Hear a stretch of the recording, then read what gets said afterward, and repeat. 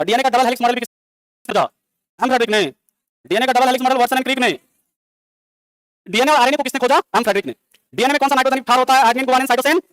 और आरएनए में adenine, guanine, cytosine और यूएसएल। अगला आर्टिफिशियल पॉलीमर। नेचुरल में बस इतना ही था। अब देखो आर्टिफिशियल पॉलीमर की बात करते हैं हम लोग। आर्टिफिशियल पॉलीमर जो होता है ना, इसमें सबसे पहला आता है आपका प्लास्टिक। क्या आता है? प्लास्टिक की खोज किसने की? याद रखिए अलेक्जेंडर पार्क्स ने। कब की? 1862 में। और इन्होंने जो प्लास्टिक खोजा था वो क्या था? पार्किंसन। जो किससे बना था? सेलुलोज से। लेकिन जो सबसे पहला मैनमेड प्लास्टिक था, आर्टिफिशियल प्लास्टिक, वो था बैकेलाइट। और इसको बनाया था किसने? लियो बैकेलैंड, है ना।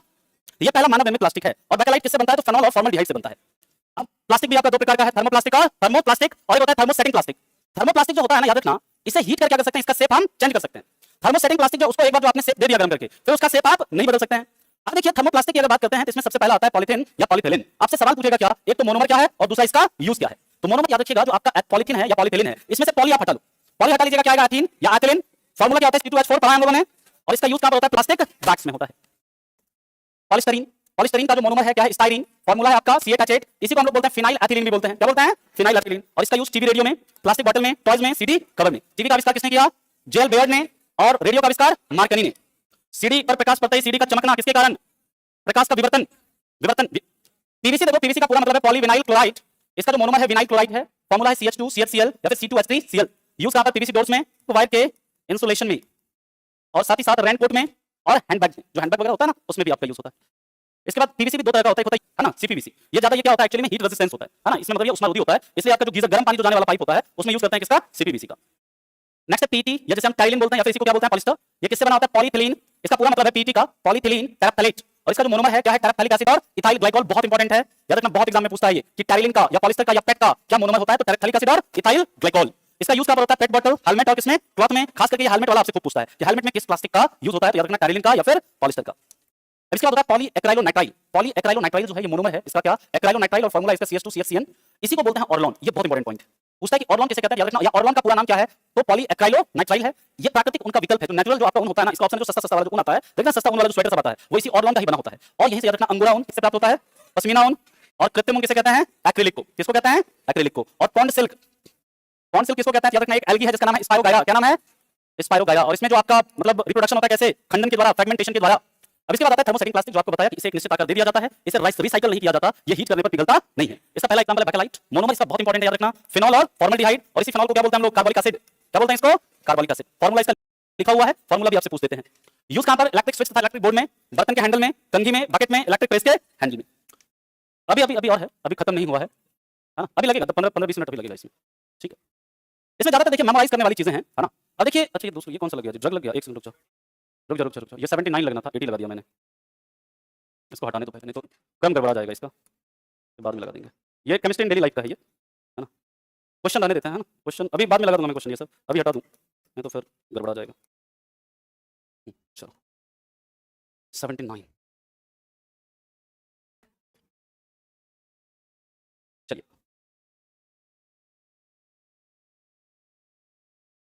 अच्छा 78 होगा नहीं, तो फिर से डिलीट बाद में ही कर लेंगे, डिलीट, है ना। हम लोग करते हैं या बाद में डिलीट करवा देंगे। चलो नेक्स्ट है टेफ्लॉन। टेफ्लॉन जो इसी का पूरा मतलब है PTFE, यानी पॉलीटेट्राफ्लोरोएथिलीन। मोनोमर है इसका टेट्राफ्लोरोएथिलीन। फार्मूला है CF2 इंपॉर्टेंट है, पूछता है। इसका यूज कहां पर होता है? बिना चिपकने वाले बर्तन में, वाहनों को धूल रहित बनाने में। ठीक है, ये इसका यूज है। ये यूज भी आपसे पूछता है, एग्जाम में खूब पूछता है। पूरा नाम भी पूछता है टेफ्लॉन का, है ना। पॉलीटेट्राफ्लोरोएथिलीन है। एक है मेलामाइन। तो मेलामाइन जो बना होता है किससे? ये मेलामाइन तथा फॉर्मल्डिहाइड का बहुलक है। इसका यूज कहां पर होता है? प्लास्टिक के बर्तन के निर्माण में। ये वाला यूज याद रखिएगा, इसका बहुत इंपॉर्टेंट है। जो फायर प्रूफ क्लॉथ होता है ना, उसके निर्माण में किसका यूज करते हैं? मेलामाइन का। नेक्स्ट है फाइबर। फाइबर याद रखिएगा, सबसे पहला फाइबर है नायलॉन। नायलॉन दो प्रकार का होता है, एक नायलॉन 6, एक नायलॉन 66। नायलॉन 6 का मोनोमर क्या है? कैप्रोलैक्टम। नायलॉन 66 का मोनोमर हेक्सामिथाइलिन डायअमाइन और एडिपिक एसिड। हेक्सामिथाइलिन डायअमाइन और क्या? Adipic acid.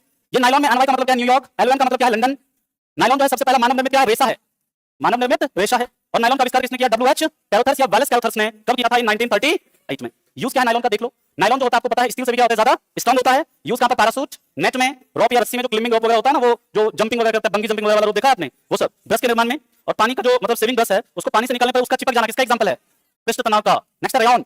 रेयॉन तो ये सेलुलोज का पॉलीमर है, इसे क्या कहते हैं? Artificial silk. इसका यूज किसमें होता है? क्लॉथ्स के निर्माण में। अगला याद रखिएगा कैबलर, बहुत इंपॉर्टेंट है। कैबलर जो होता है इसका मोनोमर क्या है? पैराफ्थलाइन, पैराफ्थलाइन डायअमाइन और टेराफ्थालॉइड क्लोराइड। पूछेगा नहीं एग्जाम में ये, हाँ, लेकिन ये आपसे जरूर पूछेगा। आपके एग्जाम में तो नहीं पूछेगा, रेलवे समय पूछ लेता है ना। क्या बिहार PCS में पूछा होगा, हाँ उसमें पूछेगा। ये पूछता है आपका, ये इंपॉर्टेंट है। इसका यूज जो है कहां पर होता है? इसका यूज बुलेट प्रूफ जैकेट में होता है। बुलेट प्रूफ विंडो में याद रखिएगा पॉलीकार्बोनेट। और साथ ही साथ याद रखिएगा बुलेट प्रूफ ग्लास में लैक्सन या फिर जो है ना एक पॉलीअमाइड, क्या होता है? पॉलीअमाइड का यूज होता है। डेक्रॉन इंपॉर्टेंट है ये भी।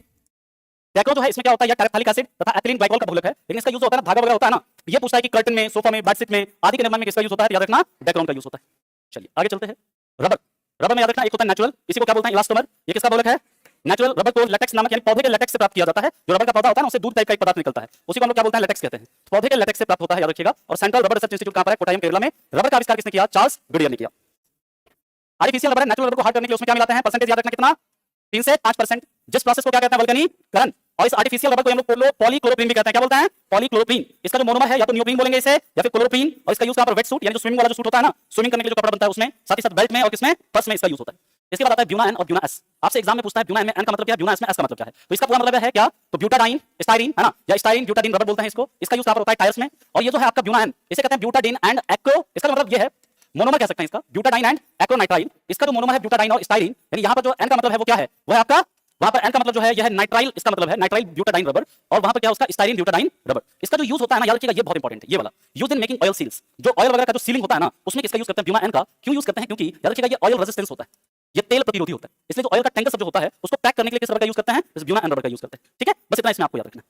और एस का यूज कहां पर होता है, टायर मेकिंग में। बाकी ये सवाल है, इसमें कुछ सवाल होंगे, ये सवाल आप लोग मैं छोड़ देता हूं, देख लेना सवाल को एक बार, इंपॉर्टेंट क्वेश्चन है, आप उसे देख लेना खुद से एक बार, मैं छोड़ देता हूं इसमें।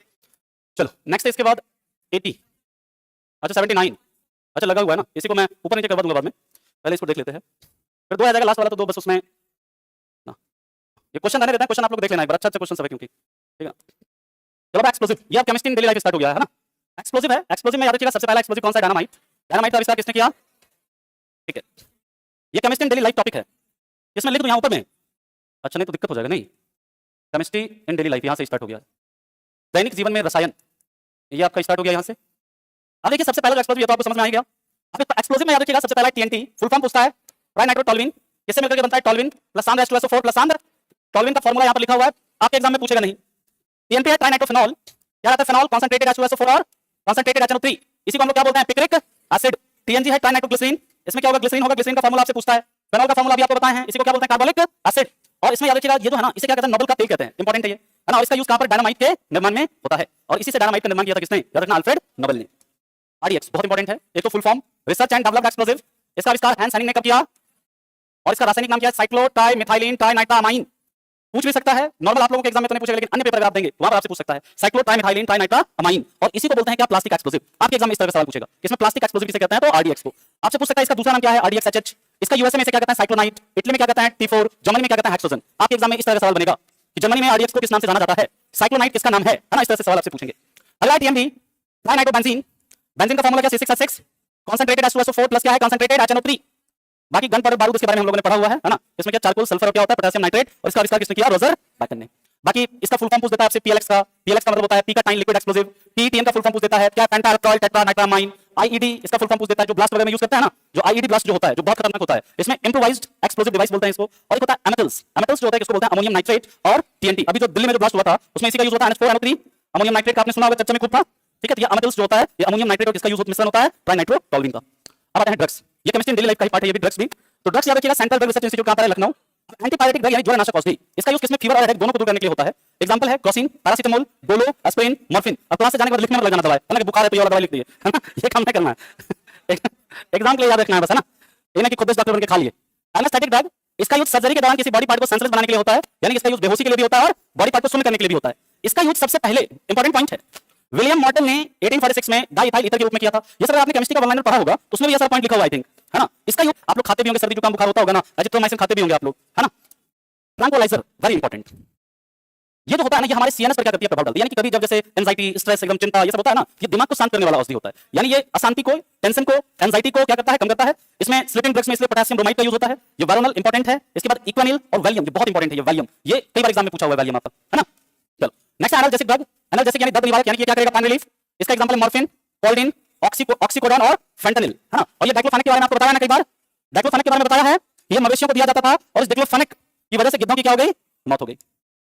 अब सम ऑर्गेनिक कंपाउंड, ये भी केमिस्ट्री इन डेली लाइफ का ही पार्ट है, जैसे कार्बन टेट्राक्लोराइड, ऑलरेडी हम लोगों ने पढ़ा हुआ है इसके बारे में कई बार। इसी को क्या बोलते हैं, पायरीन, या किसके रूप में मिलता है, वेपर के रूप में। यह एक रंगहीन गैस है, ये हवा से भारी होती है लेकिन जलती नहीं है, और इसका यूज कहां पर होता है, फायर एक्सटिंग्विशर में होता है। नेक्स्ट फ्रेयन, यह एक कैसी गैस है, ठंडी गैस, पूरा नाम क्या है, डाइक्लोरोडाइफ्लोरोमीथेन। कई बार आपके एग्जाम में पूछा है, फार्मूला है CCl2F2, यूज कहां पर, एसी तथा फ्रिज में। और ये मार्केट में किस रूप में मिलता है, फ्रेयन 12। किसके रूप में? फ्रेऑन 12 में। और इसी को हम लोग क्या बोलते हैं? क्लोरोफ्लोरोकार्बन CFC, जो कि ग्रीन हाउस इफेक्ट के लिए उत्तरदायी है। अब ग्लिसरॉल, ग्लिसरॉल फार्मूला है C3H8O3। ये सफिनिफिकेशन का सेकेंडरी प्रोडक्ट है, यानी साबुनीकरण में जो साबुन के अलावा जो प्रोडक्ट मिलता है वो हमें ग्लिसरॉल मिलता है। और इसका यूज कहां पर होता है? जेल, हेयर जेल आदि के निर्माण में होता है। और इसका ये जो है ईथर का फार्मूला होता है, ये फार्मूला लिखा हुआ ईथर का। हालांकि कल की क्लास में जो मैंने आपको बताया उसमें भी ये फार्मूला है। अब ये कुछ पॉइंट्स हैं, जैसे सभी जैव पदार्थ का मूल तत्व क्या है? पृथ्वी पर जीवन के लिए उत्तरदायी 3 मुख्य तत्व जो है कार्बन, नाइट्रोजन, हाइड्रोजन। बहुत इंपॉर्टेंट है ये सब पॉइंट याद रखना। फर्स्ट वर्ल्ड वॉर में किसका यूज हुआ था? मस्टर्ड का, मस्टर्ड गैस का। भोपाल गैस ट्रेजेडी के लिए कौन रिस्पांसिबल है? MIC। इसको मिक गैस भी बोलते हैं। क्या बोलते हैं इसको? MIC gas. कभी आपसे पूछा जाए मिक गैस किसे कहते हैं, तो ये कहते हैं मिथाइल आइसोसाइनेट को। बाकी क्वेश्चन है इसमें लास्ट में, इसमें भी कुछ क्वेश्चन आप लोग देख लेना। अब लास्ट स्लाइड में हम लोग चलते हैं, और ये है आपका लास्ट स्लाइड। इसके बाद हमारा हो जाएगा केमिस्ट्री भी फर्स्ट। अब ये तो खैर आपके काम के लिए किसी बच्चे ने डाउट पूछा था तो वो मैंने बताया था इसमें। अब आता है फर्टिलाइजर, उर्वरक। वह पदार्थ जो सॉइल की फर्टिलिटी को क्या करते हैं? बढ़ाते हैं। क्या कहलाते हैं? फर्टिलाइजर। प्लांट को टोटल कितने न्यूट्रिएंट्स चाहिए होते हैं? 16। इसमें प्लांट को सबसे ज्यादा क्या चाहिए? NPK। ठीक है, समझिए। सॉइल की स्टडी को क्या बोलते हैं हम लोग? सॉइल की study pedology. World soil day 5 दिसंबर। भारतीय मृदा अनुसंधान संस्थान कहां पर है? भोपाल में। अब देखिए यहाँ पे ये टेबल मैंने पहले भी कई बार लगाया है ना, कि मैक्रोन्यूट्रिएंट्स, माइक्रोन्यूट्रिएंट्स याद रखिएगा, इंपॉर्टेंट है, एग्जाम में पूछेगा। इसका देखिए फर्टिलाइजर और मैन्योर के बीच में क्या डिफरेंस है समझ लीजिए, एग्जाम में पूछ देता है कि खाद, इसको बोलते हैं उर्वरक, उसे क्या बोलते हैं? खाद। ये जो होता है आपका मनुष्य के द्वारा निर्मित होता है, जो उर्वरक होता है ना, और ये कैसा लवण है? अकार्बनिक लवण। ये फैक्ट्री में, यानी कि जो आपका फैक्ट्री होता है वहां पर तैयार होता है। ये कोई भी प्रकार का ह्यूमस होता है ना, नमी, ये प्रदान नहीं करता है। और fertiliser are very rich in plant nutrients like nitrogen, phosphorus and potassium. ये तीनों ज्यादा होता है इसमें। अब मैन्योर जो है ये क्या है? एक नेचुरल सब्सटेंस है जो कि गोबर वगैरह से, प्लांट का जो रेसिड्यू वगैरह उससे तैयार होता है। खाद जो होता है इसे खेत में ही क्या करते हैं? तैयार करते हैं। खाद जो है वो क्या करता है? ह्यूमस प्रदान करता है। और खाद जो होता है ये, इसमें मतलब जो पोषक तत्व जो होते हैं, न्यूट्रिएंट्स जो होते हैं, वो फर्टिलाइजर की अपेक्षा क्या होते हैं? कम होते हैं मैन्योर में। ठीक है, हाँ, फर्टिलाइजर में ज्यादा होगा ना, तभी तो फर्टिलाइजर यूज करते हैं ना। जो गोबर, जो आपका वर्मी कंपोस्ट वगैरह जो तैयार करते हैं, गोबर से जो खाद बनाते हैं, उसमें न्यूट्रिएंट्स उतना थोड़ा ना होता है जितना उर्वरक में होगा। अगर इससे ज्यादा तो उर्वरक यूज नहीं करते हम लोग, बात समझ में आई? ठीक है, इसलिए NPK की मात्रा ज्यादा होती है। अब देखिए टाइप ऑफ फर्टिलाइजर, तो सबसे पहला होता है नाइट्रोजन फर्टिलाइजर। और नाइट्रोजन फर्टिलाइजर में सबसे पहला एग्जांपल है यूरिया। इसके बारे में हम लोगों ने कई बार पढ़ा है, यूरिया के बारे में तो कई बार पढ़ा, ये सारा चीज आपको पता होगा। बस एक पॉइंट यहाँ पर नया आपको पता चलेगा, किसी को क्या बोलते हैं हम लोग? कार्बामाइड भी बोलते हैं, है ना। चलिए अब ध्यान से अल्लाह मत कहिए, यहाँ पर देखिए ये इसे कैसे तैयार करते हैं। जैसे अमोनिया तथा कार्बन डाइऑक्साइड के मिश्रण को 130 से 150 डिग्री सेल्सियस पर गर्म करने पर प्राप्त होता है। यह रंगहीन, जल में घुलनशील तथा उदासीन होता है। और यूरिया को मिट्टी में डालने पर इसका क्या होता है? जल अपघटन होता है, हाइड्रोलाइसिस होता है। और इससे कौन सी गैस निकलती है? अमोनिया। सॉइल में प्रेजेंट कुछ बैक्टीरिया इस अमोनिया को नाइट्रेट में बदलते हैं। किसमें बदलते हैं? और प्लांट इस नाइट्रोजन का यूज क्या कर लेते हैं? नाइट्रेट के रूप में करते हैं। इसलिए यूरिया का यूज करते हैं नाइट्रोजन उर्वरक के रूप में। अमोनियम सल्फेट है, फार्मूला याद रखिएगा, पूछता है, बहुत पूछता है, NH4 इसमें नाइट्रोजन की मात्रा कितनी है? तीसरा आपका अमोनियम क्लोराइड है, इसमें नाइट्रोजन की मात्रा कितनी है? इसी को क्या बोलते हैं? नौशादर। कैल्शियम साइनामाइड, इंपॉर्टेंट है, बहुत इंपॉर्टेंट है। इसमें कैल्शियम कार्बाइड तथा नाइट्रोजन को कितने डिग्री सेल्सियस पर? 800 डिग्री सेल्सियस पर गर्म करने पर प्राप्त होता है। इसमें नाइट्रोजन की मात्रा कितनी होती है? ये बाजार में किस रूप में मिलता है? ये पॉइंट बहुत इंपॉर्टेंट है, याद रखना, पूछता है आपसे, ये बाजार में किस रूप में मिलता है? या कैल्शियम साइनामाइड को कॉमन नेम क्या है? या नाइट्रोलियम का कॉमन नेम क्या है? ऐसे सवाल बनेगा। बाकी DAP, डायमोनियम फॉस्फेट, इसका फुल फॉर्म पूछ देगा आपसे, फार्मूला तो खैर नहीं पूछेगा। इसमें नाइट्रोजन कितना है? बाकी अमोनियम नाइट्रेट NH4NO3 जो कि एक्सप्लोजिव में भी यूज होता है, 26% है। ये सब पढ़ लीजिएगा, रखना ही आपको ये सब। NaNO3 सोडियम नाइट्रेट, क्या बोलते हैं इसको? Chile saltpetre potassium nitrate क्या बोलते हैं इसको? सोडा, या फिर इसी को नाइटर, इंडियन सॉल्ट पीटर, है ना जी, Bengal saltpetre, saltpetre simple इसी को बोलते हैं। चलिए अगला है यहाँ पर नाइट्रोजन का यूज प्लांट में प्रोटोप्लाज्म, प्रोटीन तथा न्यूक्लिक एसिड के निर्माण में होता है। इंपॉर्टेंट पॉइंट है ना, याद रखिएगा। अब है फॉस्फेटिक फर्टिलाइजर्स। फॉस्फेटिक फर्टिलाइजर में आएगा कैल्शियम सुपर फॉस्फेट, इसी को हम लोग सुपर फॉस्फेट ऑफ लाइन भी कहते हैं। इसमें डबल कैल्शियम सुपर फॉस्फेट होता है और ट्रिपल कैल्शियम सुपर फॉस्फेट होता है। हालांकि इतना डिटेल में आपसे एग्जाम में नहीं पूछेगा मेरे हिसाब से, है ना। नोट में लिख लेना, ये सब पॉइंट पढ़ लेना। फास्फोरस का यूज प्लांट में तनाजक शाखाओं के विकास के लिए होता है। फास्फोरस प्लांट की वृद्धि में हेल्प करता है। फास्फोरस फसल को क्या करता है? परिपक्व बनाता है। ये बीज तथा फलों के विकास के लिए जरूरी होता है। और ये प्लांट की रोग प्रतिरोधक क्षमता को क्या करता है? बढ़ाता है। तो दैट्स इट, हो गया। Thank you. चलिए